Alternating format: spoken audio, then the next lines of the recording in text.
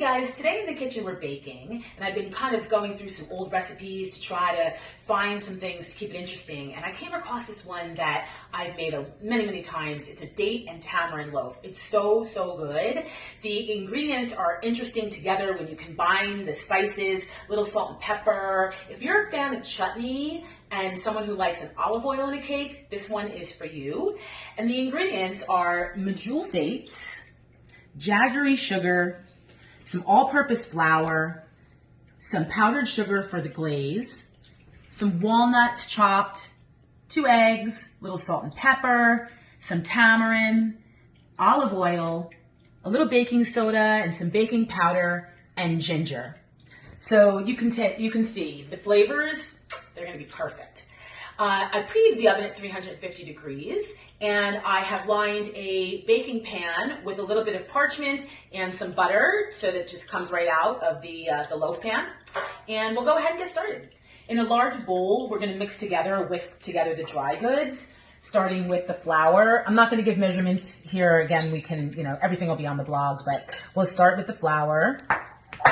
Add in the baking powder, baking soda,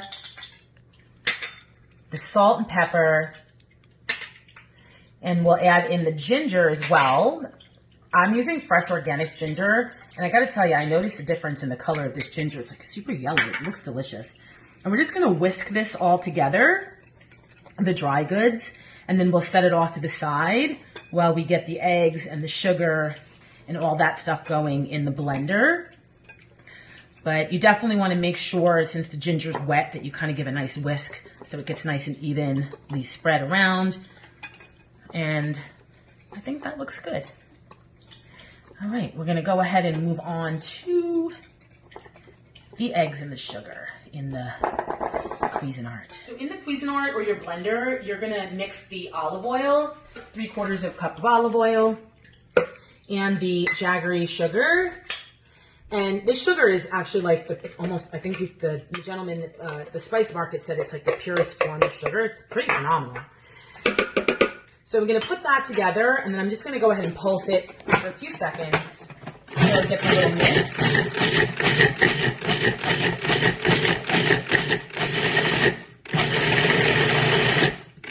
See it starting to come together. I'm going to add 1 egg at a time, so put 1 egg in first, give it another pulse. Couple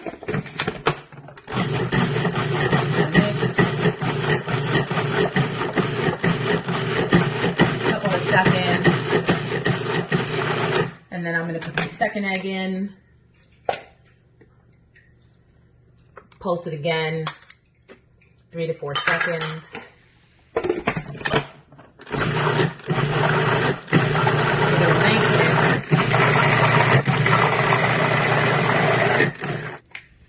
So that looks perfectly mixed. Yes, beautiful. So I'm going to toss the dates and the walnuts into a bit of a medium-sized, smallish to medium-sized bowl, and then toss them around with about 2 tablespoons of the flour and ginger mixture. Just eyeballing it. Just so that the dates, because the dates are so sticky that they won't, they need a little something to dry them, coat them, so that when we fold them into the batter, they'll distribute evenly. And you can see how they just want to stick together. It's all that date sweetness, goodness. Give it a nice toss. Everything's looking coated. And then we will add everything together and get this batter into the loaf pan. So we'll dig a little bit of a well into the middle of the flour mixture and just create a space to pour in the sugar, olive oil, and eggs. And then you want to go ahead and start to whisk this all together until there's no remains of like really dry flour. It just kind of all comes together into a nice mix here. And I'm going to just grab my spatula real quick and get the rest of the batter out of the sides. Just mixing this all together until it starts to come into, create a nice batter.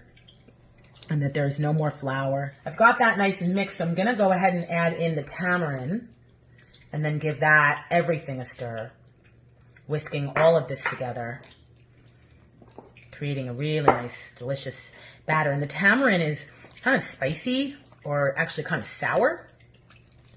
So it'll be a good contrast to the sweetness of those medjool dates.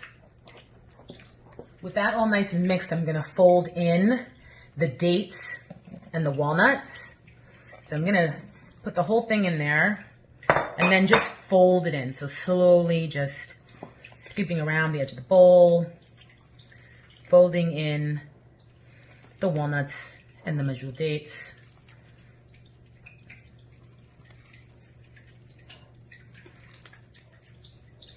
The dates and the walnuts are all nice and folded in, and the batter is ready to go into a prepared pan. We'll just go ahead and get this right into the pan. This is a really nice, dense type of loaf. And it'll rise a bit, but not too much, so. Go ahead and finish this off. The batter's in the pan, and then once you get it in the loaf pan, just give it a nice shake, just to get it spread out nice and evenly.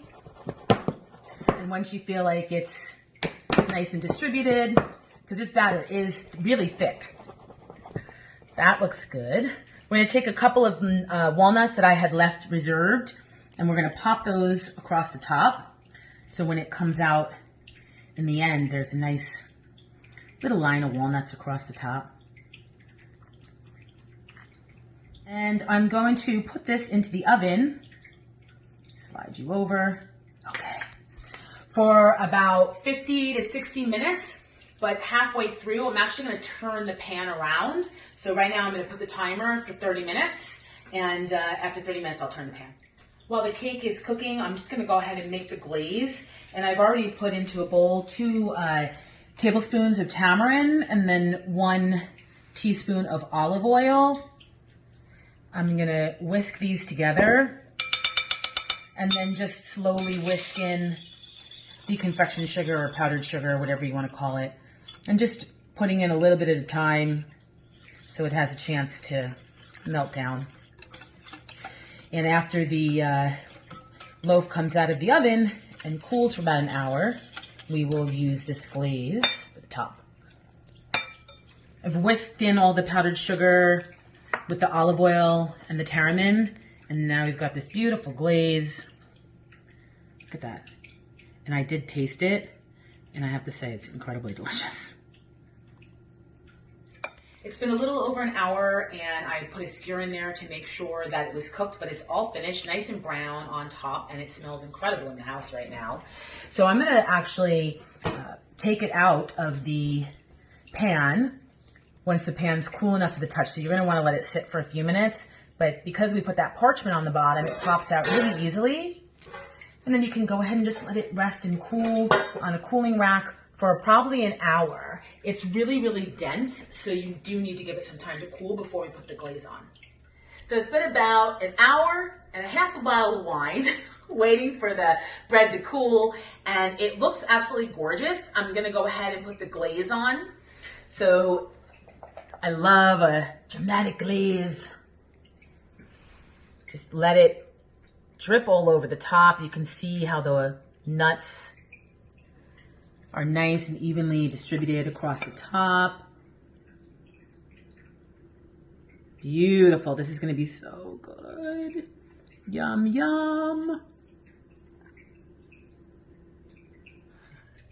The glaze is on and we're ready to slice it. I want you to see how gorgeous the inside looks. So come on in and let's take a slice here. Gorgeous. Look at those dates. And the walnuts, all that good stuff.